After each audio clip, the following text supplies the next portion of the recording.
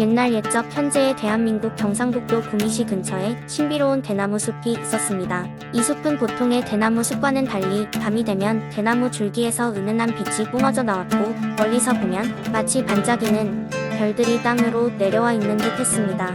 이곳은 별빛 대나무 숲이라 불리며 사람들은 이곳에 귀신이나 신령스러운 존재들이 살고 있다고 믿었습니다.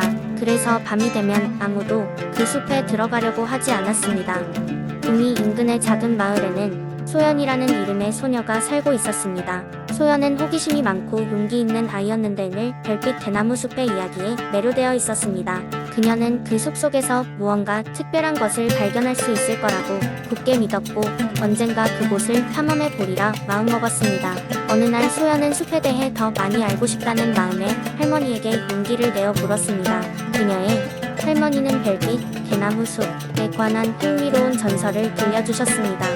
전설에 따르면 그 숲속 깊은 곳에는 황금빛 여우가 살고 있으며 그 여우는 천년이 넘게 살아온 지혜로운 존재로 자신의 진정한 마음을 깨달은 이들에게만 그 모습을 드러낸다고 했습니다. 소연은 할머니의 이야기에 더욱 매료되어 밤이 되면 숲을 찾아가기로 결심했습니다. 마침내 달빛이 휘영청 비치던 밤 소연은 조심스럽게 집을 나섰습니다.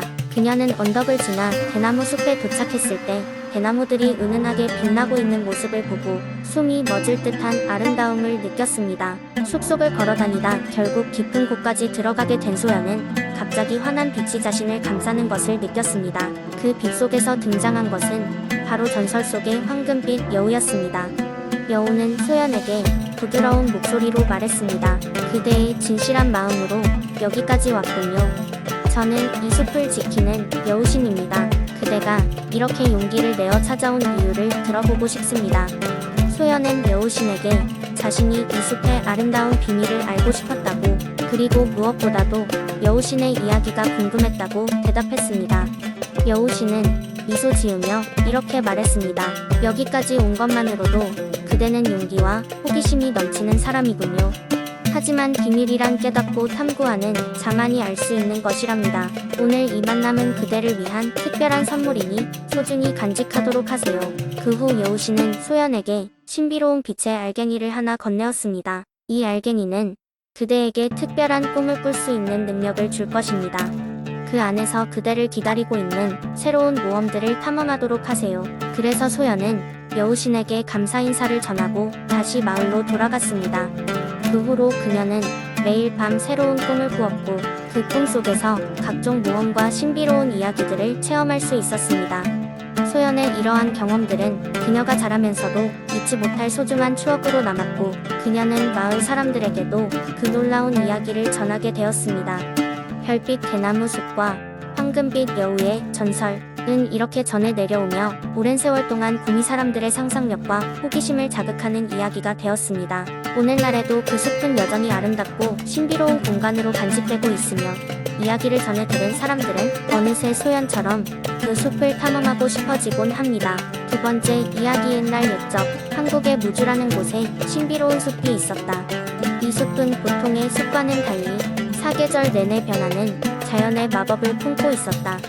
봄에는 벚꽃이 만개하며 이 숲은 핑크빛으로 물들었고 여름에는 청량한 물소리가 곳곳에 울려 퍼지며 녹음이 짙어졌다.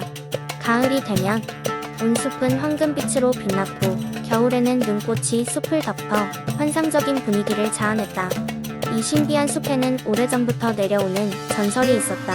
바로 숲 깊은 곳에 달의 물결이라는 신비한 물이 흐르는 막을 수 있는 호수가 있다는 것이었다. 이 달의 물결은 오직 선택된 자만이 찾을 수 있으며 물을 손에 넣은 자는 무주를 지배하는 힘과 달의 신비로운 지식을 얻을 수 있다고 했다. 전설에 따르면 무주 지역의 미래를 예언하던 현자들은 매월 보름달이 뜨는 밤마다 숲속에서 여러가지 의식을 행했다. 그들은 이 의식이 무주에 번영과 평화를 가져온다고 믿었다. 하지만 어느 날 무주에 큰 위기가 닥치게 되었다. 마을의 젊은이들이 폭풍 속에서 사라지기 시작한 것이다. 주민들은 전설이 달의 물결을 찾고 그 물을 마셔야만 이 저주를 풀 수 있을 것이라는 마지막 희망을 갖게 되었다. 어느 날 무주에 사는 한 경랑이라는 청년이 나타났다.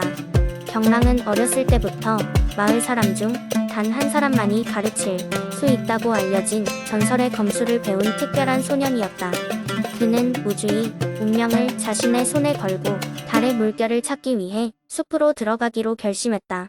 그의 마음은 두려움과 기대감으로 가득 차 있었다. 그의 여정은 숲 입구에 들어서면서부터 시작되었다.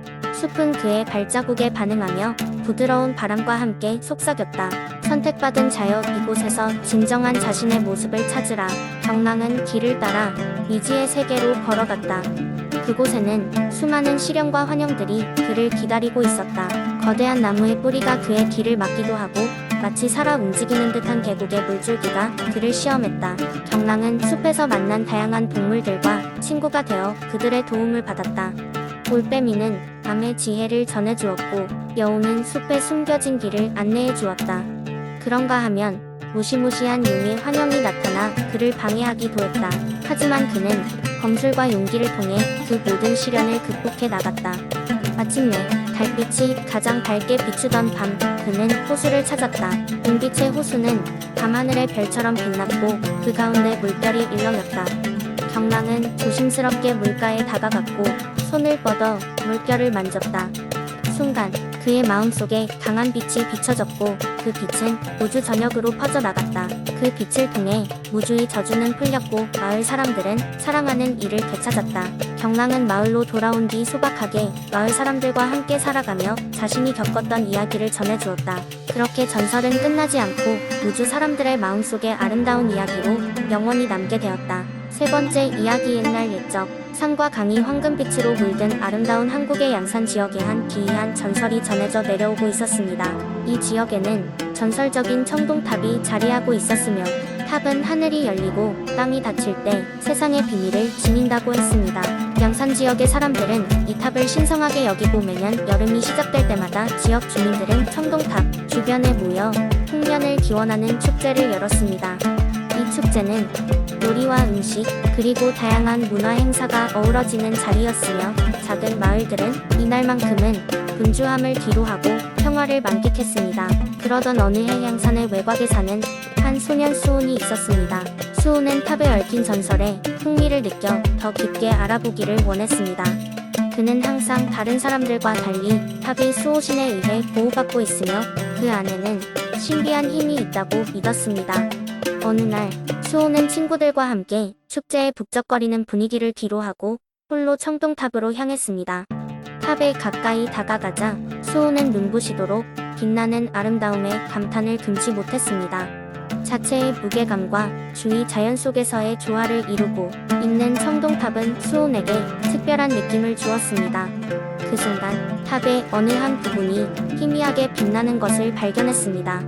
수호는 조심스럽게 손을 뻗어 그 빛나는 부분을 만졌고 그러자마자 주변 공기가 물결치듯 움직였습니다. 곧이어 수호는 자신이 다른 차원에 와 있는 것을 알아차렸습니다. 그곳은 과거와 현재, 미래가 공존하는 공간이었습니다. 수호는 놀랍게도 이곳에서 양산의 옛 기록들을 만나게 되었고 지역의 풍습과 문화, 그리고 전설의 기원을 탐험할 수 있었습니다.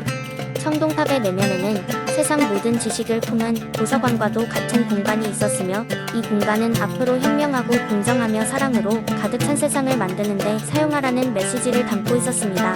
수호는 얼마 후 원래의 장소로 돌아왔습니다. 그가 돌아오자 청동탑은 다시 한번 신비의 장막 속에 숨었고 그의 경험은 꿈 같기만 했습니다. 하지만 마음 깊은 곳에서 수호는 양산의 전설이 단순한 이야기가 아님을 깨달았습니다. 그는 이 경험을 통해 자신의 삶을 더 의미 있게 꾸려나가기로 결심했습니다. 세월이 흐른 뒤에도 수훈의 이야기는 마을 사람들 사이에서 오래도록 회자되었고 청동탑은 여전히 그 자리에 서 있었습니다.